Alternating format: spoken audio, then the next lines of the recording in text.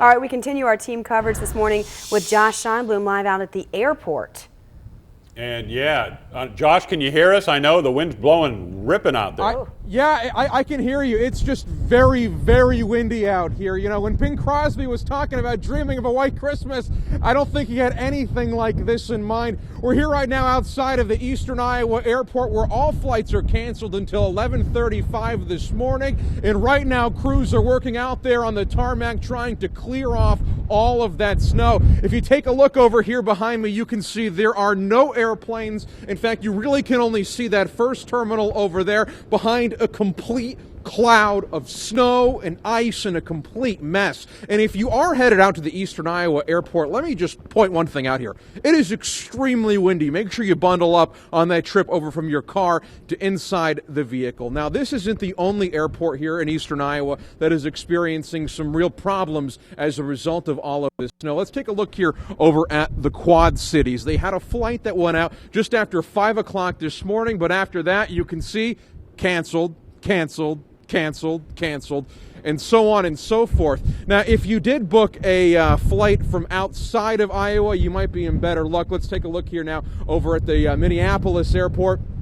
Clearly, a lot of those flights still headed out here, but if you go anywhere south of Minneapolis, you plan on flying out of Dubuque, you plan on flying out of the Quad Cities, you plan on flying out right here in Eastern Iowa, you're going to have a difficult time getting on out there. Now, again, at least over here at CID, all flights are canceled until 11:35 this morning. Make sure you stay with us here on CBS 2 News for the very latest on your travel plans and how they could be affected by the corridor blizzard. For now, we're covering the corridor at the Eastern Iowa Airport. Josh Scheinblum, CBS 2 News. Man, I am freezing just watching him. Just looking at him. Inside. Exactly. Go get some cocoa, Josh. He obviously drew the short straw on this. I think so. Josh Scheinblum is live for us this morning in Lynn County with a look at the road conditions. Josh, good morning to you. You drew the short stick once again. We keep putting you out in the cold.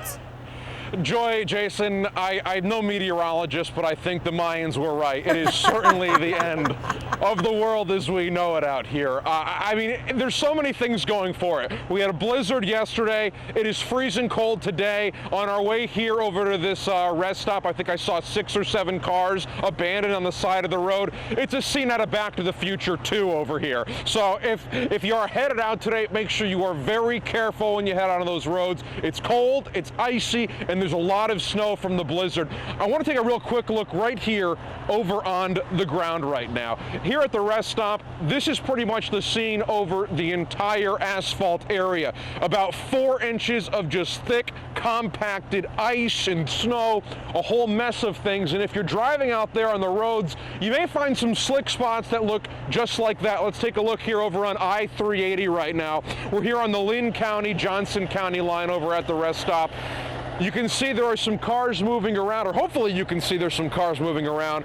But one thing we've noticed is that cars are moving a lot slower than certainly it would be if the conditions were completely ideal. Let's take a look right now also at what things looked like yesterday. Just a complete mess out there on the roadways. Cars struggling to drive right through the snow as road crews worked hard to clean it all up. Now, I've been on the phone with the Iowa DOT. They say they're going to be out there as long as they can to make sure that the corridor blizzard gets cleaned up as quickly as possible. But no matter how hard they're working, it seems the roadways have a long way to go. These are the current road conditions we're looking at right now. A lot of those roads on the Iowa DOT website are in purple. You'll notice some signs there also, those circles in red. That means there's a number of road closures as well.